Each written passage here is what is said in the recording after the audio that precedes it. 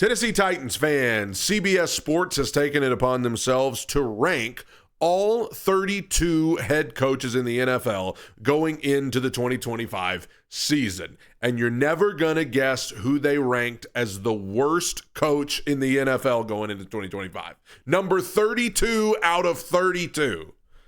Let's take a look. Read it and weep, everybody. There he is, number 3. And look who's talking off to the right there, of all people. Yeah, look over here. That's Ren Carthon. But Brian Callahan, number 32, worst coach in the league according to CBS Sports. If you scroll down to read their explanation, they said, we shouldn't fault Callahan too much for inheriting an overhauled roster, but after he was unable to corral quarterback Will Levis's riskiest tendencies, there's a lot riding on Cam Ward essentially controlling himself as Tennessee's new face of the franchise. So Brian Callahan, according to CBS Sports, is the worst coach in the league going into 2025. In some ways, stuff like this is just a luck of the draw or unluck of the draw, because any coach who doesn't have a lot of experience is going to be at the bottom of all of these lists. I haven't even seen the rest of the list, but I see that at number 31, just beating out Brian Callahan, is Brian Schottenheimer with the Cowboys, who should probably be last on this league on this list, if we're being honest. Number 30, Brian DeBole with the Giants. That seems low for him. Number 29, Kellen Moore with the Saints. Inexperienced. Aaron Glenn, first-time head coach with the Jets. Raheem Morris going into his second year with the Falcons. Liam Cohen going into his first year with the Jaguars. So it's all first and second year guys, and somebody's got to be last. And so, of course, you're going to go with the team that was the worst team in football last year, and the guy that coached them is going to come in last. So in some ways, I get it. Do I really believe Brian Callahan is the worst head coach in the NFL going into 2025? I do not. I do not believe he is the worst head coach in the league. But the fact remains that the Tennessee Titans were horrible last year, and Brian Callahan, while I do not believe he was the cardinal reason why the Titans were 3-14 and were so bad, he left a lot to be desired. We have talked about it so much on the podcast, which is getting ready to come back soon. We have talked so much about it on different videos on the channel over the course of the summer and back into the spring. Brian Callahan left a lot to be desired. There were decisions that he made in the game, whether that be play call, whether that be decisions to go for it. I remember against Buffalo, we were leading that game in the third quarter at Buffalo on our own side of the field. We went for it on 4th and 2 and just ran it straight up the middle and got stuffed. Against the Lions in 4 straight goal-to-go situations, we passed it all 4 times, didn't even try to run it. I mean, just different things that you could look back as far as in-game decisions that Brian Callahan made that were not very good. The team had no culture, no personality, no life at all, and to some degree that has to go back to coaching. So I have said this before, and I will say it again. One of the top 3 concerns that I have going into 2025 is Brian Callahan. I'm very concerned about him because do I have hope that he can turn it around? Sure, I do. Do I have hope that, he was a first-time head coach in 2024? Just like a first-time player, you've got to work through things. You've got to get better at things. He was dealing with a quarterback who was playing really, really bad football most of the time. I have grace for all of that, and I have hope that Brian Callahan can turn things around in year 2. Absolutely. But what if he doesn't?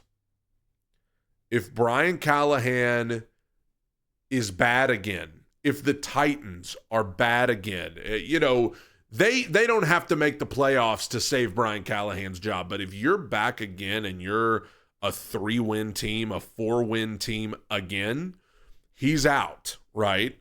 And so you might be sitting out there and you might be saying, okay, well, we'll just fire him and get somebody else. Okay, sure you will. But what does that mean for Cam Ward? That means Cam Ward has to learn another new offense going into year 2. Now, Cam Ward has proven he can learn new offenses. He proved it in college. He learned new offenses all the time. But this is the NFL, and I don't want to have Cam Ward having to learn another new offense going into year 2. We need Brian Callahan to be good in 2025 so that he can keep his job and keep that continuity with Cam Ward going forward, because I don't want the same thing to happen to Ward that happened to Mariota, where he's learning a new offense every year and he can't ever get comfortable. I mean, listen to what guys like Peyton Manning and Tom Brady have to say about stuff like that. They talk about it all the time. That ruins young quarterbacks when you have to do that. So I want Brian Callahan to do good. As far as him being ranked last on this list, like I said, I don't think he's the worst coach in the NFL, but I'm not going to argue with it either. The Titans were the worst team last year. He was the coach of them. And I will say this. I don't think it's fair to judge Brian Callahan solely based on Will Levis. I don't think that's fair. Now, I will say this.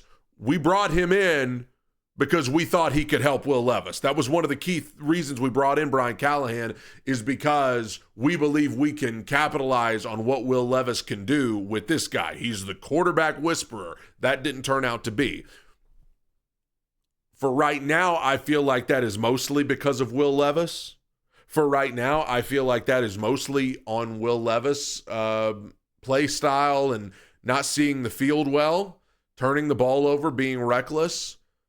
But time will tell whether it's a Callahan issue as well.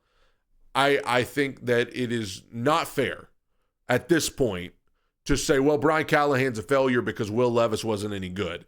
Ultimately, Brian Callahan can coach him up all he wants to. He can't go out on the field and play for him.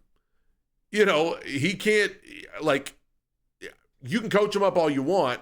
If he's going to underhand the ball out there in the middle of a game into thin air twice, you can coach him up all you want to. But if that's what's in here, you're kind of just up a creek without a paddle, as we say down south.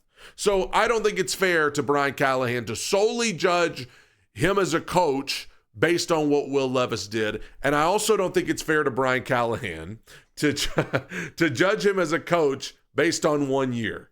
I know in this world today, we want to see our team win. We want instant gratification. We want things to come together, and we want them to come together quick. For the Titans, it didn't. Brian Callahan was not very good a lot of times, but you can't just throw the baby out with the bathwater at this point. Now, I will say when you fired Rand, you very well could have fired Callahan too and just start the whole thing over, but they obviously believe in him. And he's a Callahan. He's got football in his blood. Let's see if he can turn it around.